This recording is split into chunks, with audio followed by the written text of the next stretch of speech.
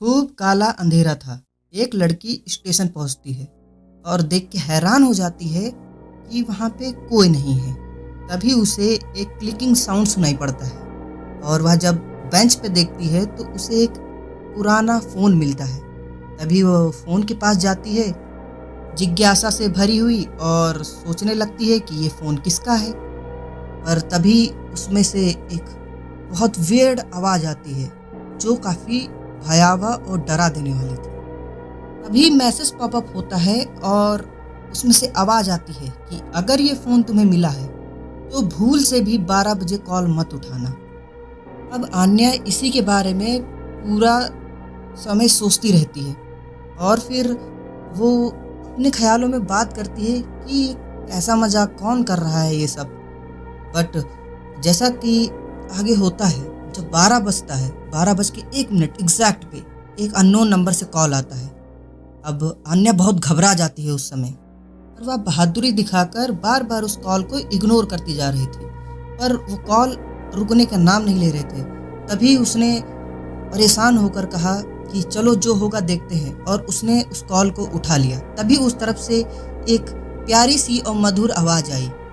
जिसने कॉल किया उसने कहा कि मैं अंदर ही हूँ, सुन रही हो तुम। जब वो उस कॉल को इग्नोर मारने लगी तो बार बार और तेज तेज उस फ़ोन से आवाज़ें आने लगी, बार बार रिपीट करती कि तुम सुन सकती हो, मैं अंदर ही हूँ। अब आन्या ने तो कभी ऐसा सोचा नहीं था और ना कभी उसके साथ ऐसा हुआ था, तो वो बहुत पैनिक करने लगी, डरने लगी।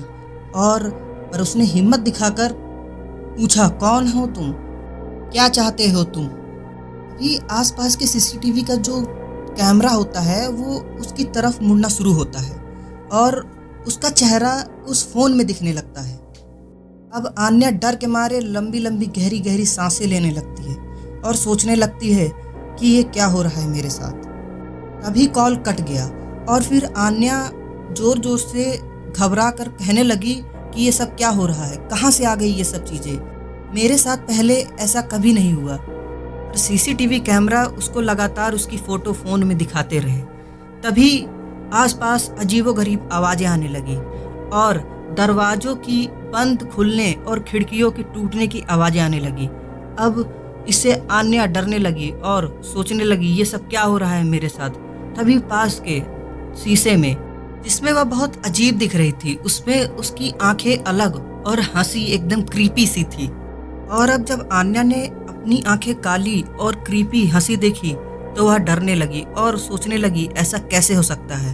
तभी वह डर के मारे और घबराहट से उन सीसीटीवी कैमरास को पकड़ने लगी और प्रेस करने लगी। जैसे जैसे वह उन सीसीटीवी कैमरास को देखकर उनके तरफ हाथ बढ़ाने लगी, वैसे ही उसके पीछे एक दूसरा हाथ आने लगा। तभी आन्या को आभास हो जाता है कि उसके पीछे कुछ आ रहा है और वो तुरंत पीछे मुड़ के देखती है। तब तक हाथ गायब हो चुका था और जब वह फिर से आगे देखती है तो उसके पीछे से एक शैडो निकलती है और वह इससे फिर डर जाती है। फिर उसके फ़ोन में कॉल आता है। फिर उस कॉल से एक क्रीपी सी आवाज़ निकलती है और कहता है कि मैं अभी भी इस फ़ोन के अंदर हूँ। और उस फ़ोन से एक डरावना काला सा हाथ उसके चेहरे को नोचने के लिए बढ़ने लगा। से आन्या बहुत तेज डर जाती है और फ़ोन नीचे फेंक देती है। तभी उसके पीछे एक हाथ आके रुकता है। वो स्टेशन मास्टर होता है और लड़की से कहता है, तुम यहाँ इतनी रात को क्या कर रही हो। आन्या उसे देखकर जोर जोर से रोने लगी। स्टेशन मास्टर को सारी बात समझ में आ गई और स्टेशन मास्टर ने कहा कि मुझे अगर आने में थोड़ी और देर होती तो शायद तुम जिंदा ना होती, क्योंकि एक बार मेरे साथ ये हो चुका है और मैं मरते मरते बचा हूँ।